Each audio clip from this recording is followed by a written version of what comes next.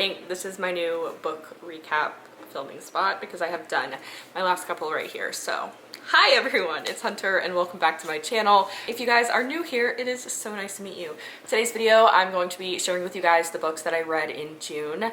I only read 7, but they were really good books. I am pulling it up on my phone right now. But I only read 7 books and I usually average like 10 to 12 books a month. However, these were some really good ones, so I'm super excited to share them with you. Also, my dishwasher is running. Not sure if you can hear it. It's pretty loud, to be honest with you. But anyway, let's just get into it. Instead of going in order, I'm actually going to do it by author because I did read several books by the same authors. So that'll just make it easier, I think. So the first 2 books I'm talking about are by Megan Quinn. They are both part of the Almond Bay series. It's The Way I Hate Him and The Reason I Married Him. The first book, The Way I Hate Him, is about Hattie and Hayes.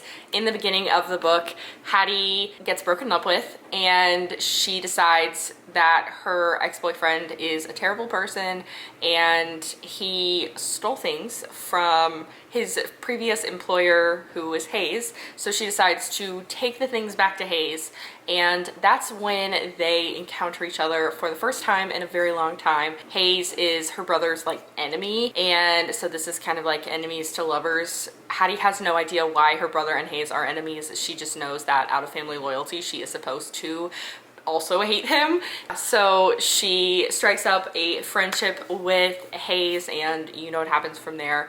I give this book 4 stars out of 5 because I loved the storyline. However, I always think that Megan Quinn's books are really spicy, and I just am not a huge fan of just like really spicy books. I've mentioned that before. I much prefer either a closed door or a very low spice read. So that's why I rated this one a little bit lower, but it was still 3-4 stars, whatever. So the next book is part of the same series, Almond Bay, and it's about Aubrey, Aubrey is Hattie's older sister, and Aubrey is running a farm, and Aubrey's sister had Aubrey and Hattie had another sister who died from cancer, and she left half of her farm to Aubrey and she left the other half of her farm to her brother-in-law Wyatt, and Wyatt needs something, so he's like, I will give you this land if you marry me, because I need to be married in order to get this thing that I want.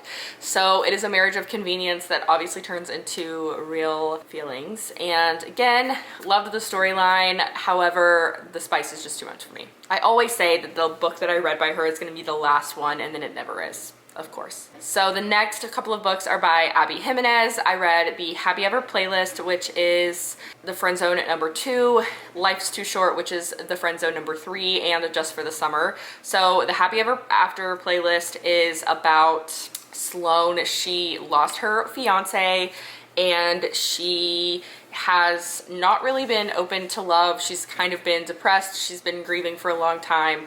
And then suddenly she has an encounter with a dog and she ends up keeping the dog, and she contacts the owner. The owner finally calls her back after she's had this dog for like 2 weeks, and she finds out that he is working for, he's just like gone working and like out of town, out of the country. She agrees to keep the dog until he comes home, but they stay in contact every single day while he's gone, and they just strike up a friendship, and they decide to go on a date when he gets back, and it turns into the sweetest relationship. He is a musician who is famous, and he is working on becoming more famous, growing his music career, and so there are some issues with that, and it kind of like threatens their relationship, but obviously they make it all work in the end. And I just thought it was a really cute story, and I think it deals with a lot, like grief and depression, but also about opening your heart to love again and being willing to make sacrifices for the people that you love. So I really enjoyed that. And then the Other one that is part of that series is Life's Too Short, and it's about this girl who is a YouTuber, and she has a chronic illness, or she thinks she has a chronic illness. She's preparing for this chronic illness that is eventually going to end her life, so she doesn't really want to get close to anyone when suddenly she has to take custody of her niece.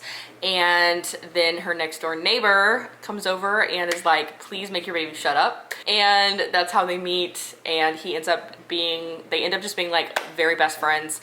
And of course, you know what happens, forced proximity and just like friendship in general.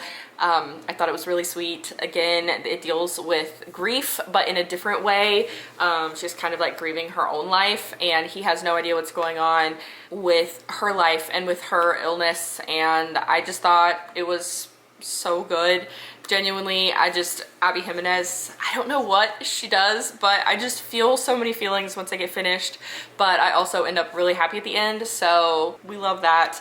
And the last book I read by her this month was Just Fifth Summer, and this one is about, I literally just finished this and I can't remember their names. I can never remember their names. His name is Justin. He writes a Reddit thread under the subreddit Am I the A-hole, and she sees, what's her name?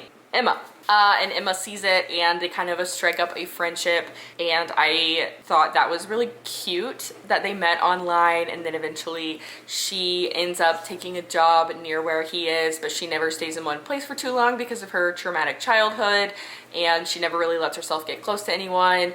But the way that the relationship kind of developed was, again, so sweet. I loved the banter, I love the chemistry, and I can say the same thing about every book, but they're just so good, so good. So that was the last one I read by her, and then I read two others by different authors. The first one was Don't Let Her Stay by Nicola Sanders, and this one was a thriller. It's about this woman and her husband. They just had a baby, and her husband gets a letter from his daughter from his previous marriage, just saying that she wants to come and meet her new sister, and I cannot get my camera to stay focused, and it's driving me nuts.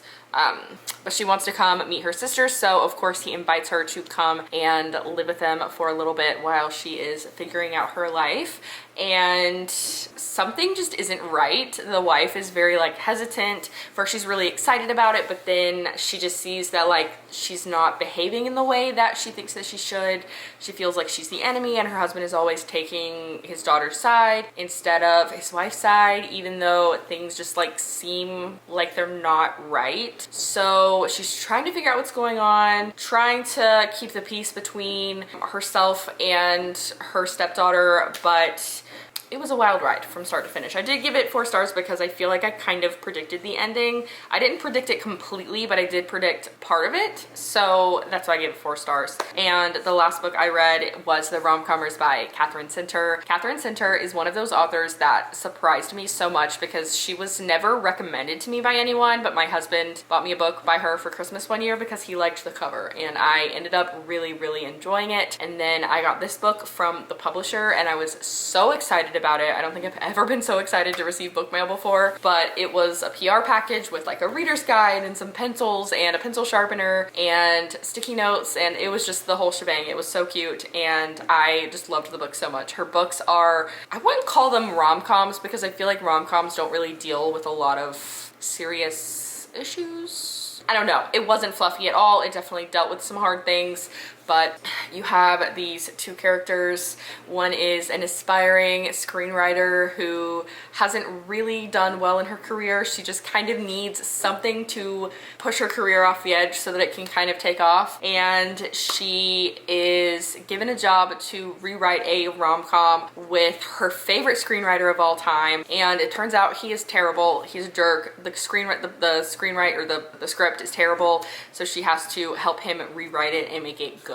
And they obviously are spending a lot of time together. They become friends. They kind of just like develop a daily routine with each other, and I just loved watching that relationship go from hostile to friends to eventually having feelings for each other. And I almost wish I would have gotten the male character's perspective as well, because I feel like that would have just made it like that much better. But it was so good, and this is definitely one of my new favorite books, so I highly recommend if you haven't read it. And I also love that it does not have any spice at all. I'm pretty sure you don't even get like the slightest bit of even a kiss until you're like 75% of the way through the book, but you still feel the chemistry and the tension without having the physical part of a relationship. So I really enjoyed that and I thought it was really good. So anyway, that is all I have for today's video. 7 books. It was real quick, but I really enjoyed them. And I feel like 2023 and even just like the first half of this year, a lot of the books I read were just subpar to me. Nothing really stood out. I enjoyed the books I read, but they weren't ones that like, oh my gosh, I can gush over. So I was really happy that in both May and June, I read some books that I really enjoyed and would happily recommend to someone. So that is all I have for today's video. If you guys enjoyed it, don't forget to give this video a thumbs up. And if you want to see what other books I've read this year, I have posted a video of all of those. So you should go check them out. And I will see you guys in my next video. Bye.